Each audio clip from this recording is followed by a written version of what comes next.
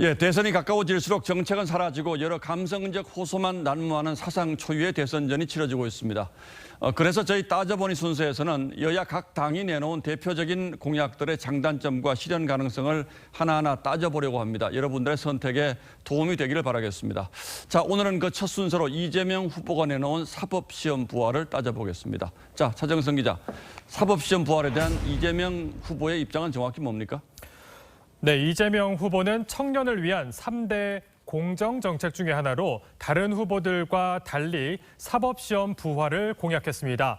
사시가 2017년을 끝으로 막을 내리면서 현재 법조인이 되기 위한 유일한 방법인 변호사 시험에 응시하려면 로스쿨을 반드시 졸업해야 하죠. 이런 학력 제한 없이 법조인이 되는 길을 열어주겠다, 이런 얘기입니다.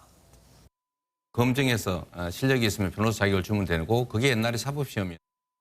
이재명 후보 스스로가 어려운 환경에서 어렵게 공부해서 법조인이 됐다, 이런 점을 상기시키려는 뜻도 있겠죠? 네, 이미 사라진 사법시험과 단순히 비교하기는 좀 어렵겠지만 과거 학원 사시 종합반이 연간 500만 원 정도였다면 현재 사립 로스쿨 연간 학비가 2천만 원 정도입니다. 사법시험은 시험 점수로 당락이 좌우되는 정량적 평가인데 반해서 이 로스쿨 진학은 법학 적성시험뿐만 아니라 출신 학교, 나이, 대학 학점, 자기소개서 등 정성적인 평가도 거치게 됩니다.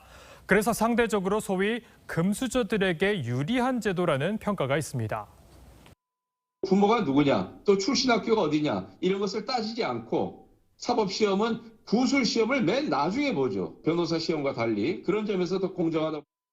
그래서 로스쿨 제도 자체가 경제적 취약계층에게는 이미 하나의 장애물이다, 이렇게 주장하시는 분들이 많은데 이건 맞습니까? 네, 그래서 사시와 로스쿨, 뭐가 더 돈이 많이 드는지 논쟁의 여지는 아직 많습니다.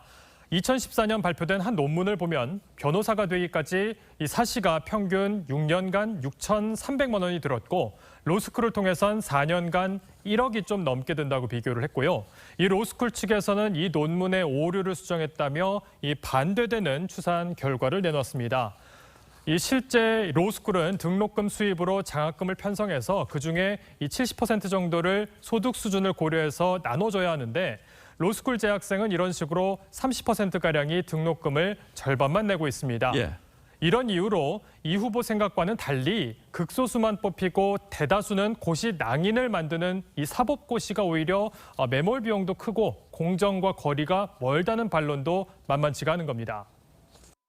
금을 크게 깎다는 이유로 95%를 낙오시키는 방식입니다. 충분한 인재로 땡이 있었던 사람이라고 하더라도 그냥 그 사람이 낭인이 되고 좌절하게 만들고 최근 민주당이 실시한 여론조사에서 이 사시부활 찬성 의견이 80%에 육박한 걸 보면 이 후보에게 유리한 전략인 건 분명해 보입니다.